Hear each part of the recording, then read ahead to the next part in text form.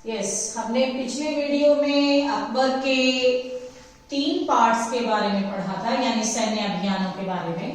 अब हम जानेंगे मुगलों के जो सैन्य अभियान चले, यानी मिलिट्री कैंपेन्स जो चले हैं।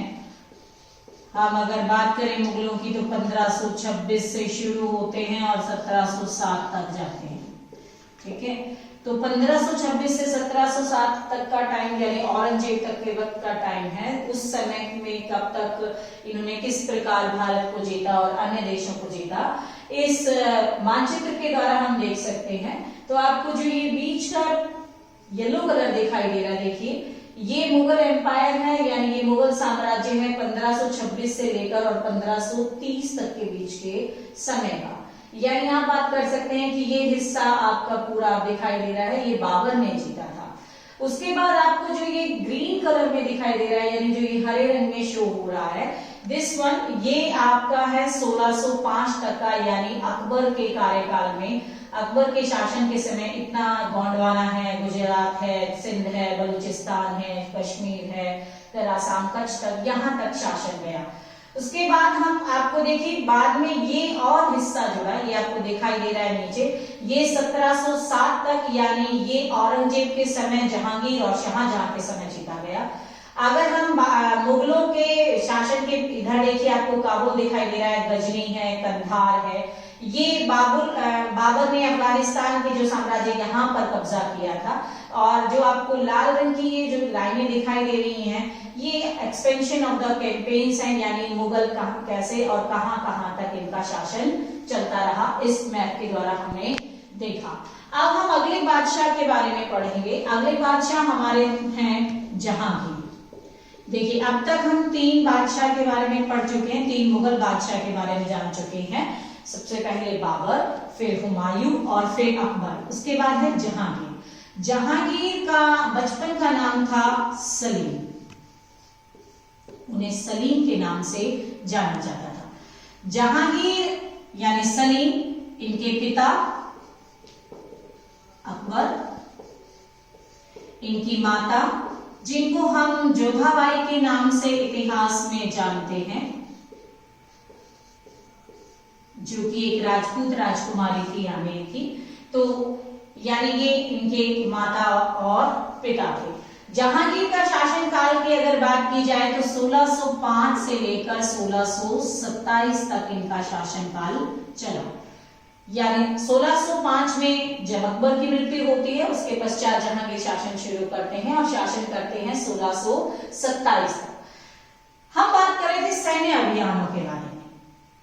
तो सैन्य अभियान के बारे में अगर बात की जाए तो जहांगीर ने सैन्य अभियान जैसे कि उनके पिता ने शुरू किए थे, उन्होंने वही कंटिन्यू किया, यानी उन्होंने वही चीजें आगे बढ़ाई और उन्होंने भी बहुत सारे युद्ध लड़े।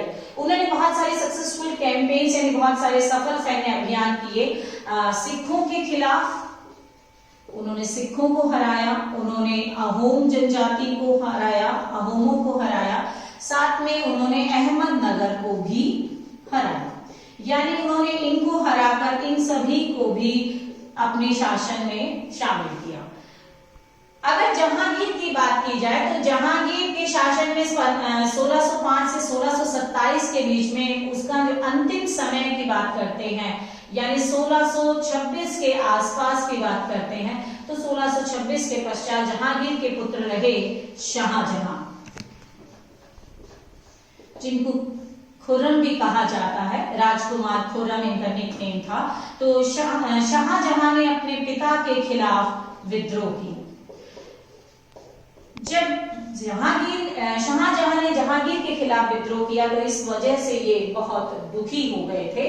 जहांगीर को हम इतिहास में याद रखने के लिए उनकी पत्नी का नाम नूरजहां, आपने नाम सुना होगा नूरजहां, जो कि बहुत सुंदर और शक्तिशाली महिला थी। और ये महिला सुंदर और शक्तिशाली होते हुए भी बहुत अच्छे से काम कर रही थी। नूरजहां जहांगीर के समय में कहते हैं कि शासन अगर कोई चला रहा था, वो कौन चला रही थी? नूरजहां चला रही थी। तो नूरजहां के शासन काल की अगर बात की, नूरजहां ने शासन किया तो नूरजहां ने बहुत सारी चीजें ध्यान की। नूरजहां का रियल नेम अगर बात किया जाए, यानी उनका वास्तविक नाम मेहरुन्निसा है। उनका वास्तविक नाम मेहरुन्निसा रहा नूरजहां का। नूरजहां इनकी पत्नी रही और ये पहले विधवा थी, बाद में इनसे शादी की जहांगीर ने। और जहांगीर की शादी करने के पश्चात इन्होंने बहुत सारे चीजों में अपना इंटरेस्ट यानी रुचि दिखाई, जैसे औरतों के जितने भी मामले थे या दहेज से संबंधित मामले थे या फिर राजस्व व्यवस्था से संबंधित मामले थे, उन पर ये बहुत खास ध्यान देती थी। इनके नाम से जहांगीर ने सिक्के तक चलवाए, सिक्के इनके नाम से चले, नूरजहां बादशाह नाम से इनके सिक्के चले, इसलिए ये काफी प्रसिद्ध रही और ये हरम की अध्यक्ष भी रही। हरम आप जानते हैं मुगलों के समय जो औरतों की जो रहने की जगह थी उन्हें क्या कहा गया था, हरम कहा गया था। तो शी क्रिएटेड एग्जीक्यूटिव और इन्होंने बहुत सुंदर उस समय ज्वेलरीज यानी बहुत सारे गहने वगैरह बनवाए और उन गहनों की डिजाइनिंग ये खुद करती थी। इसके पश्चात नूरजहां के पश्चात अगर हम देखें तो जहांगीर के बेटे शाहजहां, ये शाहजहां को शासक पहले बनाना चाहती थी क्योंकि ये नूरजहां इनको बहुत प्यार करती थी, लेकिन बाद में इनके मन में लालच आ गया और इन्होंने कहा कि नहीं, मैं शाहजहां को बनाने की बजाय मैं किसी और को यानी मैं अपनी बेटी के पति को बनाना चाहती हूँ, लेकिन वो उनको नहीं बना पाई और शाहजहां ने विद्रोह करके उसके पश्चात अपने पिता को हराया और खुद राजगद्दी हासिल कर ली। तो इस तरह से शाहजहां का जन्म अगर हम कहें तो शाहजहां का जन्म 5 जनवरी 1962 को हुआ। जहांगीर के बारे में मैं आपको एक बात और बताना चाहूंगी कि जहांगीर ने अपने शासनकाल में एक चेन लगवाई थी अपने महल के सामने। आगरा का जो महल था, क्योंकि इनकी राजधानी मुगलों की राजधानी रही है आगरा, इन्होंने अपनी राजधानी आगरा रखी। तो राजधानी आगरा का जो महल था उसके बाहर उन्होंने एक बहुत बड़ी चेन, लोहे की चेन बनवाई थी। उस चेन में घंटियां लगी हुई थी और उन्होंने कहा था कि अगर किसी को भी न्याय चाहिए तो वो न्याय लेने के लिए मेरे पास इस घंटे को बजा सकता है, वो किसी भी समय आ सकता है। इसीलिए जहांगीर को कहा गया था कि ये बहुत ही अच्छा न्याय प्रिय शासक रहा और जनता में प्रसिद्ध रहा। अब इनके बेटे शाहजहां के बारे में हम बताएंगे। शाहजहां, जिनको नाम आते ही हमने शुरू में पढ़ा था लाल किला और सबसे प्रसिद्ध जगह Taj Mahal, 7 wonders of the world यानी विश्व के 7 अजूबों में से शामिल ये बिल्डिंग शाहजहां के द्वारा बनवाई गई। अपनी पत्नी की याद में, मुमताज महल बेगम की याद में इन्होंने ताजमहल की बिल्डिंग बनवाई थी। शाहजहां का जन्म 5 जनवरी 1592 को हुआ और इनकी मृत्यु 22 जनवरी 1666 को हुई। अगर इनके शासनकाल का टाइम कहें तो 1627 से लेकर 1658 तक का रहा। शाहजहां ने शासन किया 1627 से।